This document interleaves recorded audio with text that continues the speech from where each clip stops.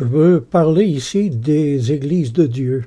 Ce message s'adresse aux pasteurs puis aux églises évangéliques principalement. Dieu veut pas seulement œuvrer autour de notre église, mais principalement à l'intérieur d'elle. Ça va vous surprendre ce que je veux dire, mais écoutez bien. Dieu ne cherche pas tant à faire grandir les églises, mais à grandir lui-même en elles. Avez-vous remarqué que beaucoup d'églises ne grandissent plus, et depuis plusieurs années, malgré l'évangélisation qui est faite? Eh bien, c'est la raison. Il se peut que le Seigneur la trouve assez grande comme elle est, votre Église. C'est que Dieu veut faire passer votre Église de l'âge de l'enfance à l'âge adulte, qui est celui du perfectionnement personnel de ses membres. C'est triste à dire, mais les petites églises évangéliques sont tellement renfermées sur elles-mêmes qu'elles ne voient pas à quel point elles peuvent être laides quelquefois. Les grenouilles d'un petit étang ne connaissent pas les rivières qui peut-être passent très près de là. Elles vivront toute leur existence sans goûter la plénitude de ces eaux immenses.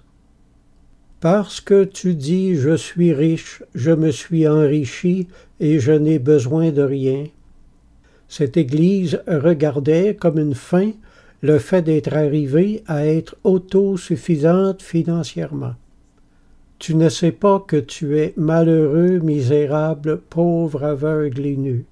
Je te conseille d'acheter de moi de l'or éprouvé par le feu, afin que tu deviennes riche, et des vêtements blancs, afin que tu sois vêtu, et que la honte de ta nudité ne paraisse pas, et un collier pour oindre tes yeux, afin que tu voies.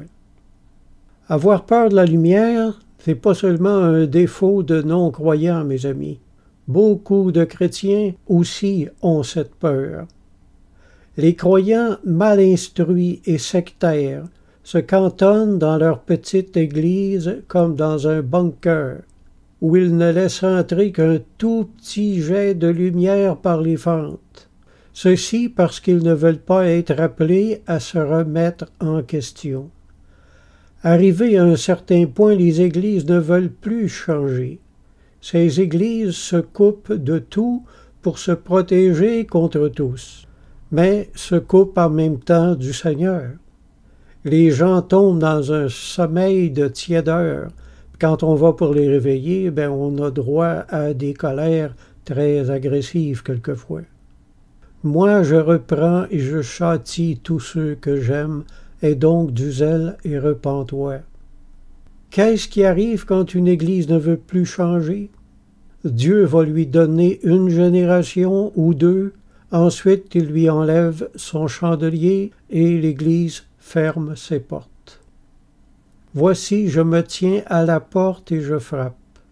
Est-il possible d'imaginer Jésus dehors en train de frapper à la porte de sa propre Église et de demander d'y entrer pour faire son ministère? C'est incroyable. Si quelqu'un entend ma voix et ouvre la porte, j'entrerai chez lui, je souperai avec lui et lui avec moi. Apocalypse 3, versets 17 à 20.